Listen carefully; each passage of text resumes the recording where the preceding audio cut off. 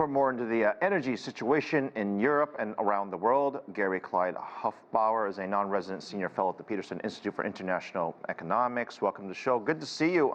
Thank you. You know, look, we heard from Jim earlier. Yes, whenever you have a hearing in the U.S. Senate, there's always going to be something that's political there. So I'm going to try to block that part out. But I want to get your reaction to if you heard any surprises from this hearing. Not really. Europe seems to be reconciled to depending on liquefied natural gas for the foreseeable future, and practically shutting down supplies from Russia of pipeline gas later this year. Now, liquefied natural gas is very much more expensive than pipeline gas, 2 or 3 times as much, and Europe is prepared to accept that. On the U.S. side, the administration is not going to relax leasing requirements for additional oil production or additional natural gas production in the U.S., despite what the 2 senators would like them to do. But the one thing that the administration will do is accelerate permitting of liquefied natural gas facilities so that the U.S. ability to export LNG will increase from about 13 billion cubic feet a day to about 20. So Gary, we have the small issue of economics here, because when this conflict started, the threat and the concern was that LNG prices and crude oil, by the way, would skyrocket in terms of a energy resource. And since past summer, it's gone down significantly. And in some cases, it's gone down dramatically. So using energy as a weapon, as I think one of the other folks said earlier, hasn't really panned out. And I got to wonder, what's the end game here? Because if the prices go too low, energy companies don't want to drill or dig for more of this resource. So you almost, if you want more supply, the price needs to be higher, but we're not seeing that. Well, the price needs to be higher in Europe, and it is pretty high, but the energy companies in the U.S. want long-term, like 10 or 20-year contracts, and it's not clear that energy importers in Europe are willing to sign on to those contracts at sufficiently high prices. So, you know, there are question marks ahead. And yes, this winter has been very mild in Europe, so the pain has not been so great.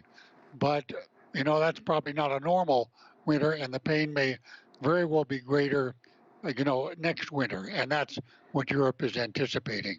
And then we've talked about what a new world order might look like. I don't love those words, but that's what experts have said. Okay, so this new world order, and I guess translation, that means without Russia, because even if the conflict ends tomorrow, I don't see anybody sort of restarting the pipelines with Russia. So there's going to be a huge lag to whatever normal is going to be. So share with us, what does that mean? What's a new world order? Well, you're absolutely right. Russia will be selling oil and natural gas principally to China, India, Pakistan, and many African countries. And it will be selling at a lower price. Right now, it's about $45 a barrel for oil, as against the Brent price of about $80 a barrel. So it is taking a price cut, and it's cutting back the volume. But it will continue to sell into the rest of the world, but not into Europe, and obviously not to the U.S. or Japan or other U.S. allies. So that's the new world order, and it's really 2 separate energy markets: the Russian supplied, and then the supplies from the U.S. and a number of Middle Eastern countries. But my concern, Gary, is that that's not sustainable, right?